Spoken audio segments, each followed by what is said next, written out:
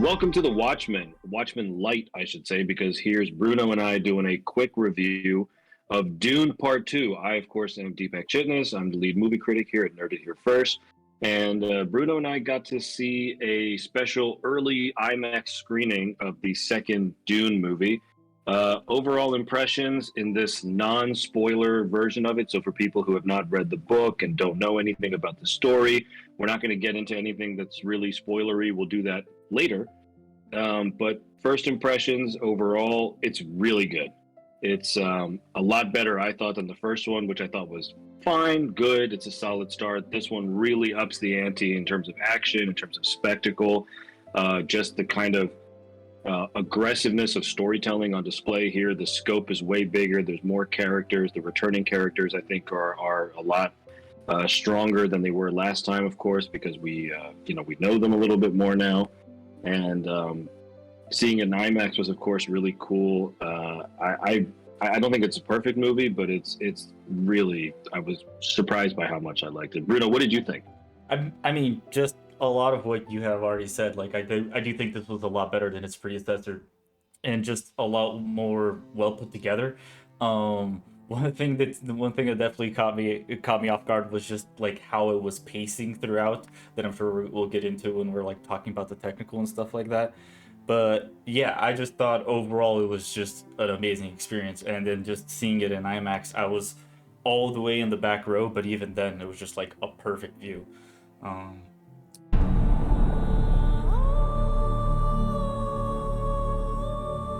I think Villeneuve really upped his game on this one. My main problem with the first movie, and I don't know if you and I have talked about this, Bruno, but I know Riley and I have talked about it a lot. It just feels like every single piece of dialogue in the first movie is someone explaining something to you. It's like, this is what this is. This is how we do this. This is the meaning of this thing. And the first time you watch it, I guess it's more interesting because you're learning about it for the first time. But then if you want to go back and rewatch it, it's really annoying to have to listen to them like re-explain everything. This movie has a little bit of that, but it there's a lot less of it because I feel like all the table setting is done. right. So you jump right into like, nope, we're in a holy war. The Harkonnens are coming for the Fremen. They call them rats, and they're going to exterminate them. It starts off with this incredible set piece with the Fremen kind of hiding and then retaliating against the Harkonnens and their the kind of like flying suits and all that.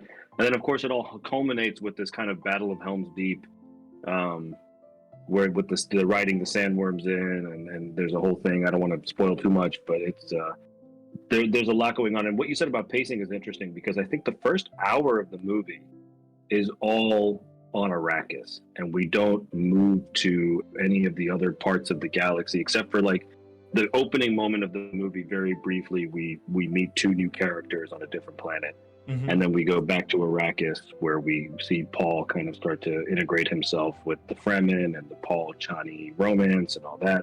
But I also thought the pacing was very good. There's a little bit of the midsection where things kind of slow down a bit, but it's a calculated slowdown before we get like the ramp up to the climax. Exactly. Like, when I mentioned the pacing earlier, it was exactly what you had mentioned about like the balance between explaining things and then actually just hitting us with like the actual like plot points that we're looking for. And it like not speak a little bit against you, but I feel like a good like 2/3 of the movie, or like maybe even half of the movie, was like still a little bit in that explaining sense, but like with a good mix of the new pace. And then once we had explained everything on Arrakis, and like again, not getting it much into it, but then once we explained everything everywhere outside of Arrakis, it just started hitting back to back with like plot points, and I thought that was really good. Yeah, they definitely found a better balance. It's not to say that they're totally like what you were saying. There's no none of that explanation thing. Like really early on, there was something that bothered me where like this is not a spoiler, but Paul and his mother are in the Fremen siege, and they're Hmm. eating, and they're looking at like two groups of people who are eating next to them, and one of them is to the right, and one of them is to the left, and he goes, "These are the people that believe us. These are the people that don't believe us. We have to try to figure out how to make the non-believers into." It's like, we get it, dude. We get it. You just have to show us. It's fine. Um, Don't try to impress anyone. You're brave, we all know that. Be simple, be direct. Nothing fancy. Nothing fancy. Hey, I'm serious. Nothing fancy, or you will shame my teaching. I won't shame you. A lot of really good actors, a lot of really accomplished actors. There's Oscar awards and nominations all over the place in this cast. Two performances really stood out to me. One is Javier Bardem, who we see very briefly in the first movie towards the end. But he is kind of the heart of the movie in some ways. He's really funny. He there's a lot of dry humor, and almost anytime there's a laugh in a scene, it's because of him. And the other actor I wanted to mention, who I think really is if Javier Bardem is sort of the heart of the movie, she is the heart of the movie, and I think she kind of steals the movie, is Zendaya, who I think really brings this like incredible force of energy to Chani, and especially towards the end of the movie where certain things happen that kind of don't go in her favor. I think the last shot of the movie is her and her, like a close-up of her eyes just kind of seething. I'll be curious to get your opinion on that when we get into the spoiler section of it. But I thought those two were really, really deserve special mention. No, absolutely. And then I think aside from those two, because like you said with Javier Bardem, I almost think that there's like more comedy in this one than in Dune Part 1. And that's mainly a credit to him and the character of Stilgar, which I thought was great. There was a lot of really good moments with that. But I also think some of the like minor characters are also like worth mentioning. Josh Brolin's Gurney Halleck, I thought was just a great piece to touch on, like in the later parts of the movie. And then even I'm blanking on the actor's name, but Jamis. Who's the character from the first movie? Oh yeah, I'm not sure of that actor's name either, but he kind of appears in Vision intermittently, and yeah, he's very good. Much like one other actor that we might get into. Most of his work in this movie is voiceover, but even then, I thought it was just a great like piece to touch on. Mm-hmm. Let's talk about some of the newcomers to the cast. We obviously have Florence Pugh playing Princess. When we talked about kind of the scenes that are there to explain what's going on, I felt like her character existed solely for that purpose. It's just her kind of making a podcast about what's going on in the universe. That's kind of the function of her character. There's obviously, of course, her father, Christopher Walken, playing the Emperor of the universe, and he is, I think, a little disappointingly normal. And I mean, he fits, right? You don't want him to do the whole Christopher Walken thing. I mean, there is one point that he does the whole Christopher Walken thing, and I kind of giggled in the theater. Yeah, I think I know what you're talking about. And then, of course, the third major new addition is, of course, Academy Award nominee Elvis, Austin Butler, playing Fade Rotha, who I thought did a pretty good job. It's not much of a role. He's just supposed to be kind of like the Joker, I guess, and he does that very well. Yeah, I was a little bit scared of this being a hot take in that, like, did he get enough in that movie, Austin Butler? But much to what you mentioned about Joker and all that, yeah, that's like hitting the nail on the head. When you say enough, you mean like screen time?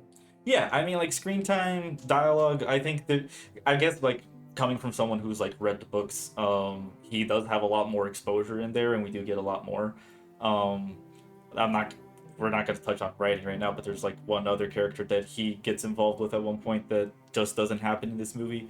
But yeah, I do think that there was like there could have been some more room with Austin Butler, but at the same time, he did fantastic with what he had.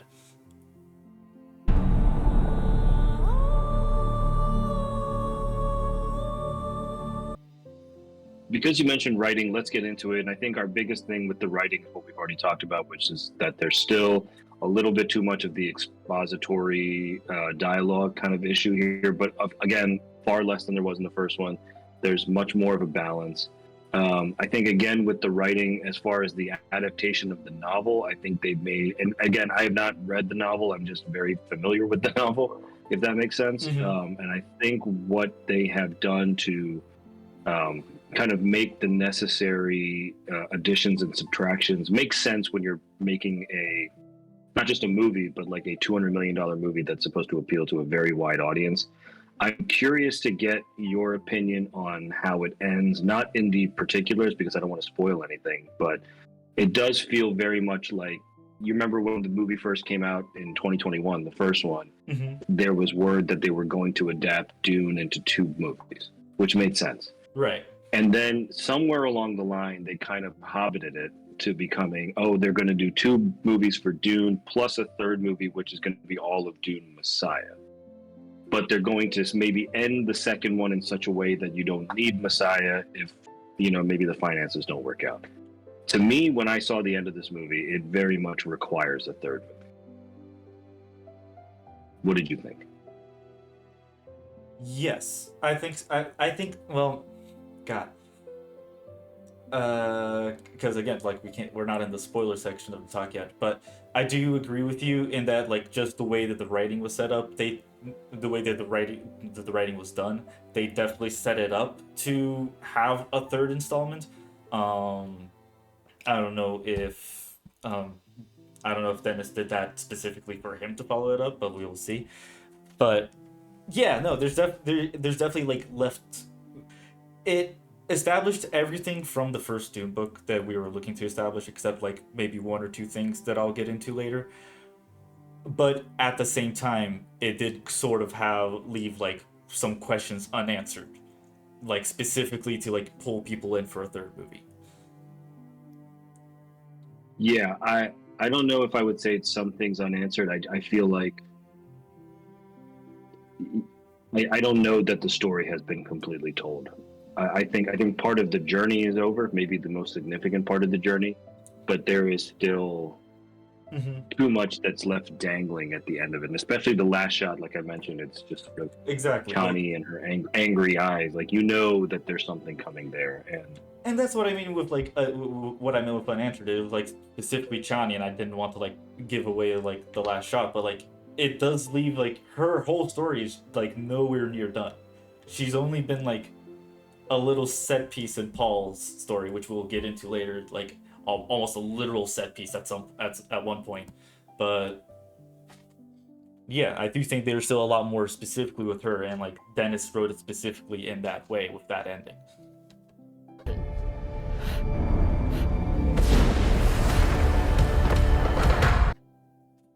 Let's get into technical stuff. I don't know that there's anything that is there to criticize with the technical aspects of the movie.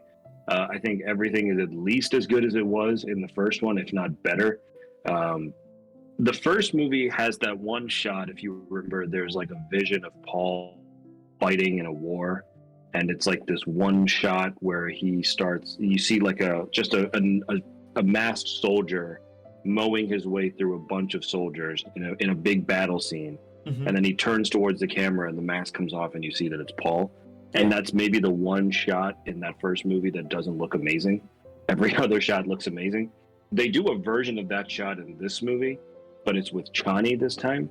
And that shot is 100% believable in this movie.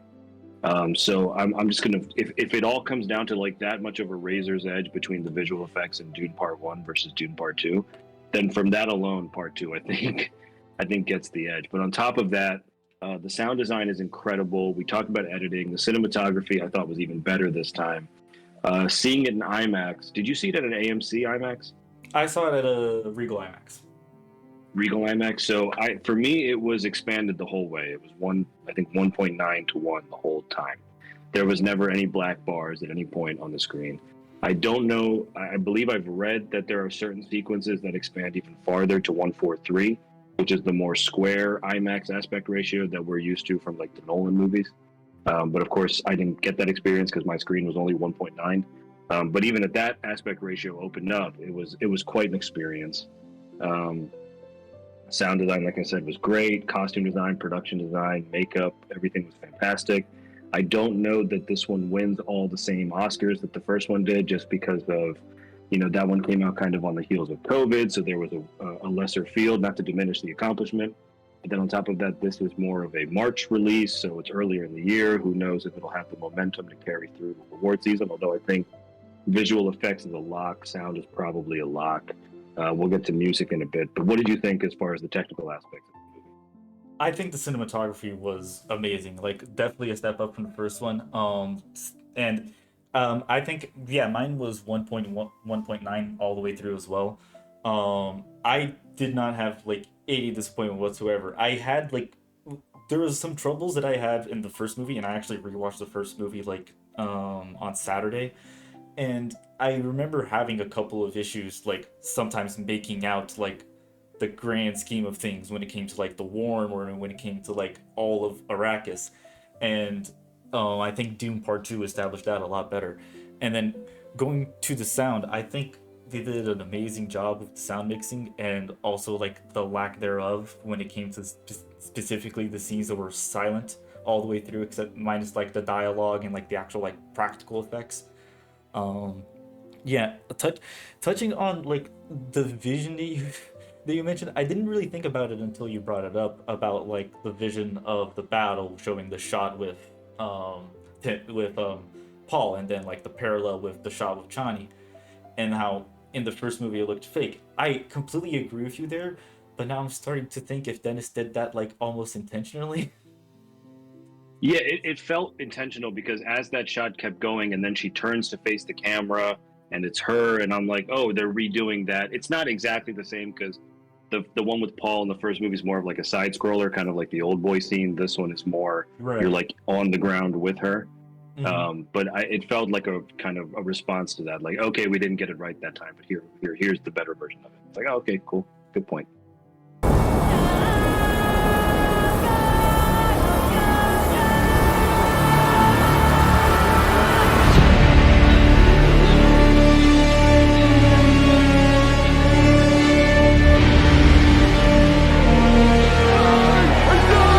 Cool. Let's move on to the music. Hans Zimmer won the Oscar for the first one. I don't know if he'll win an Oscar for this one, but the music is at least as good. We get a lot of the same themes and the same music all over again. Of course, we get some new stuff. And I thought like you said, the use of music here was very well done because there are some scenes, especially that opening sequence with the Harkonnens hunting them Hmm. as they're carrying Jamis's body, because it's a direct continuation from where we left off in part one. Right. And we don't hear music for most of that scene, maybe the whole thing. And it's a great reintroduction back into the world.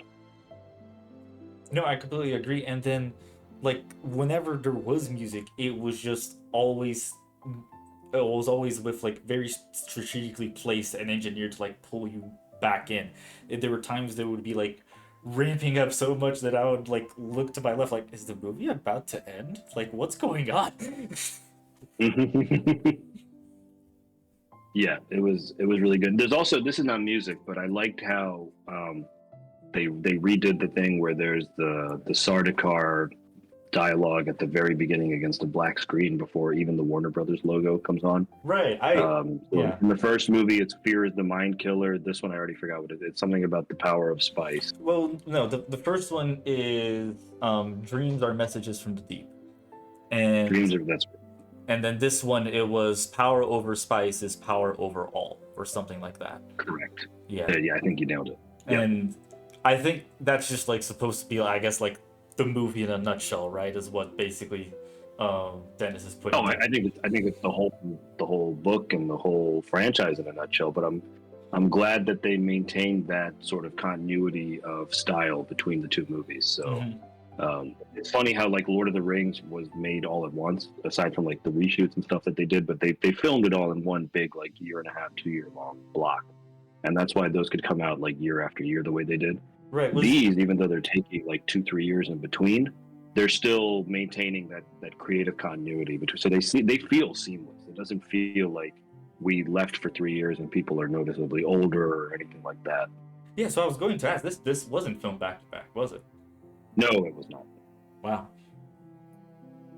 because they did not know that the first one would make enough money to justify a second one. Because, like, I didn't even see the first one in the theater because that was the year Warner Brothers was doing all the movies in theaters were going to come out on Max the exact same day. Yeah. So like No. Godzilla versus Kong and Judas and the Black Messiah and all those movies, I didn't even go to the theater. I think it came out like maybe 2 or 3 days before my birthday of that year. So I was just like, hey guys, just come over to my house. We're just gonna sit down on the couch. Yeah, and that was fun for that time. But I Yeah. think these are the kinds of movies that are probably made to be seen in a theater. Riley's gonna clip that and play. Oh no, absolutely. I like I had a bit of a discussion question on just like because that's just something that we talk about occasionally a lot on the podcast actually about movies being meant to be in theaters, movies that were made meant to be in theaters. Yeah, and I think this is the first time in a long time. I'm sure it was the same for you, but my screening was sold out completely. Like just before the movie started, I saw it with my wife, and she leaned over and she was like, "When did you get the tickets for this? Because I didn't. This doesn't look like this was an easy ticket to get." And I looked on my phone, and I got the confirmation email like literally January 25th, and the screening was in February 25th. So, if you didn't book it a month in advance, it would have been hard to get a seat. Yeah. Last question. Oh, go ahead. No, I was just gonna add to that I was like because I jumped in on this like at the very last second, like I think it was last week, and I was very shocked to see that there were still like 3 or 4 seats left in the one theater like close to me, and so I booked 2 of them, and then the next morning they were all sold out. Yeah, that makes sense. I think the closer it got, people realized like, oh shit, I think I really want to see it. Yeah. Last question before we jump into the spoilery stuff. Were you able to secure the Dune popcorn bucket? I was not. I was able to secure a T-shirt. Pretty cool T-shirt. Oh, hey, that's pretty good. I would take a T-shirt. I think that might be because you went to Regal, and now I'm thinking maybe that's an AMC thing. Yeah, I do think the popcorn bucket was specifically AMC. Now that I think about it. Yeah. They had it in a display case, but then when I asked for it, they were like, "Oh no, we have to save it for the normies, the general audience." I didn't even ask because they had like a separate type of bucket for Dune, and I was like, "Oh, it's a theater thing. It's a theater chain thing." Okay. Yeah, Yours was probably less sexual. Yeah, they're still advertising the bucket from Adam Webb, and I was like, maybe, but no. I wouldn't even touch that. I know who knows what's been going into those buckets. All right, so that was our non-spoiler discussion of Dune Part 2. We hope you enjoyed it. We hope you got a good sense of what the movie is going to have and not have, and if it's for you, if it's not for you. But if you're on Nerded Here First, it's probably for you. And anyway, we'll see you next time on one of these Nerded Here First, the Watchmen reviews. And if you have read the book and you're not scared of spoilers and you want to know details and specific things about what the movie does and doesn't do, tune in for our spoiler discussion, which is also going to go up on the site. So see you there.